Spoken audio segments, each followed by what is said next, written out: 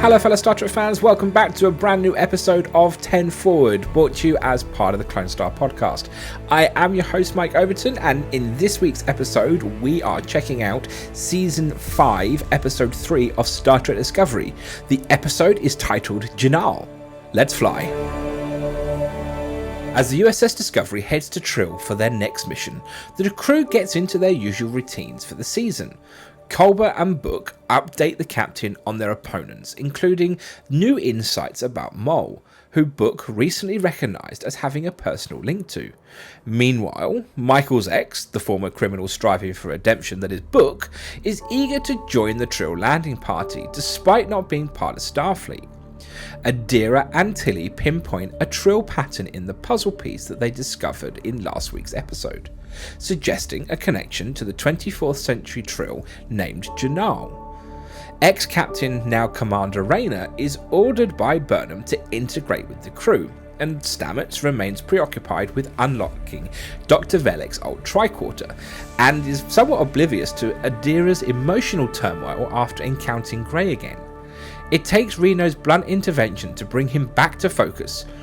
The journey to Trill seems smooth until they encounter Guardian Z, who challenges them with a riddle. Michael quickly solves the riddle and the group descends into the caves of Makala, encountering possibly the oldest Trill, Kalzara Biggs, who is awaited for a worthy seeker. Culber becomes a temporary host for the Jinaal symbiont, taking on a lively new persona and revealing that the next clue is nearby. As they explore, they learn about Dr. Velek and the scientist who, during the Dominion War, hid an advanced progenitor technology in a series of clues rather than surrendering it to the Federation. They face giant intranoc predators, and upon reaching the clue's location, they must contend with the plasma-spewing monsters, which Hubix, get it, Hubix, leaves them to deal with. Back at Starfleet headquarters, Ambassador Saru, recently engaged to his Vulcan fiancée, navigates political and personal challenges. Meanwhile, on the USS Discovery, Rayner is struggling with crew interactions, leading to tensions, especially when he dismissively handles a rather enthusiastic Stamets, who's cracked Velek's tricorder. Adira reconnects with Grey on Trill, facing the reality of their diverging paths. The episode climaxes with a tense encounter with the Intranocs, which Michael and Book resolve by demonstrating respect and empathy, which impresses Jinaal and earns them the next clue. The episode ends with personal resolutions and hints of continuing intrigue as Mole, disguised as a Trill, plants something on Adira's sleeve.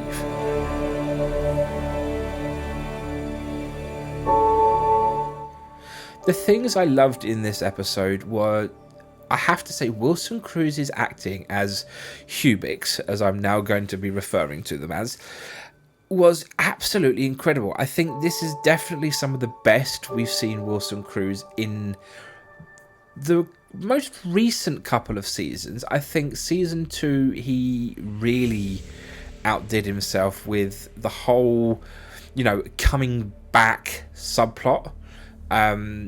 Just the sheer raw emotion and that we saw him back in season 2. I feel like the character has stagnated a little bit through seasons 3 and 4 at times, and this week's episode is a welcome refresh to that, and it just shows how good of an actor Wilson Cruz really is here. It's great to see some sort of favourites like Guardian Z and Grey again this week. We also get that wonderful Jet Reno bluntness, which I just adore. I think Jet Reno as a character is incredible. Another part that I liked in this week's episode was Rayner's interaction with the crew, and I have to say the outburst from Tilly, essentially putting him in his place and telling him to get a grip, I thought was great. I liked the little nod to DS9 with a Ferengi bartender, which I thought was quite cool. And yeah, just the fact that I think it's also great that Rayner kind of explained himself a little bit. The fact that he did only give them, 20 words, but in those 20 words pretty much nailed up each character pretty well. I feel we missed a bit of some key characters. We didn't get to see Owo, Dentma in this episode, which, yeah, it's just a bit, I don't know, bit of a shame because they're great characters. So yeah, there's a few good things about this episode. Definitely not my favourite one so far, but still a good episode.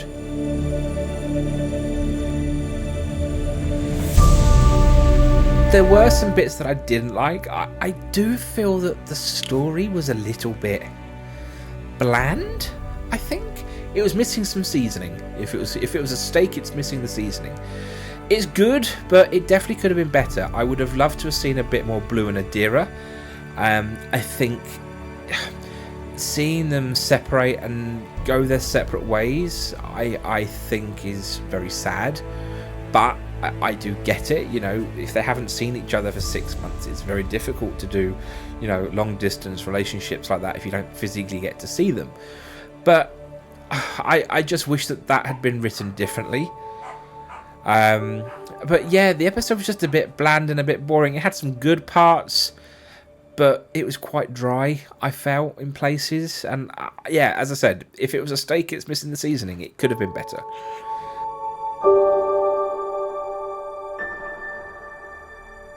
The standout moment for me is Wilson Cruz's acting here. I think we've really progressed Hugh on a lot compared to where he was, you know, 2 seasons ago, or even 3 seasons ago, back in season 2.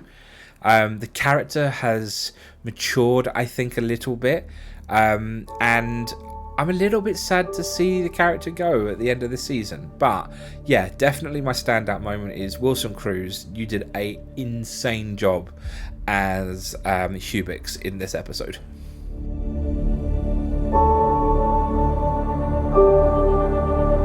So to recap, following 2 very compelling episodes, episode 3 of this season presents a more uneven mix. The intertwining of plot, character development and action wasn't that cohesive, primarily due to the burden of managing 4 distinct storylines. Multiple point of view storylines often has been a challenge for Discovery, yet the episode maintains its appeal with significant moments. Wilson Cruz shone as essentially the MVP, stepping away from his usual role as Hugh Culber to embody Jinaal, a tribute to a classic Trek practice. His portrayal was convincingly distinct from his mannerisms to his clear motivations, linking his narrative to the broader theme of connection. The episode delved deeper into themes of science and faith through Culber and Burnham's storyline, enriching the season's overarching question. The riddle change added a classic quest element, reminiscent of ancient adventures, though through action scenes felt somewhat redundant from the previous weeks. The storyline featuring Rayner was another highlight. His character adds a new dynamic to the show, reminiscent of past captains like Jellicoe and Lorca, yet distinctiveness to his own. The interactions between Callum Keith Rennie and Mary Wiseman brought fresh energy to the episode, despite the odd decision to have Tilly handle crew relations. The episode offered new insights into the crew, from Linus's personal life to Reese's interest, through the belief clash between Rayner and Reno left audiences wanting more. I know I did. The storyline showed positive development for Rayner, Tilly and the crew. Throughout, it's unclear why new characters replaced familiar ones like Owo and Detmer. Controversially, the Saru and Tarina subplot seemed more like an unwelcome diversion. Unsigning Saru as an ambassador provided the opportunity for world building, which could be beneficial for the upcoming Starfleet Academy series, but the storyline focusing on their marriage announcement felt, almost trivial and a bit overly comedic. Doug Jones and Tara Rosling did well with it, with what they were given, but the plot seemed to be set up future complications more than contribute to the current episode. The Gray and Adira subplot, whilst not very dynamic, was important for establishing Adira's newfound independence, with Blue Del Barrow delivering a relatable performance. Despite the narrative changing, the episode advanced the season's storyline, revealing important details about Mole and hinting at future relations about the 6 scientists involved in the quest.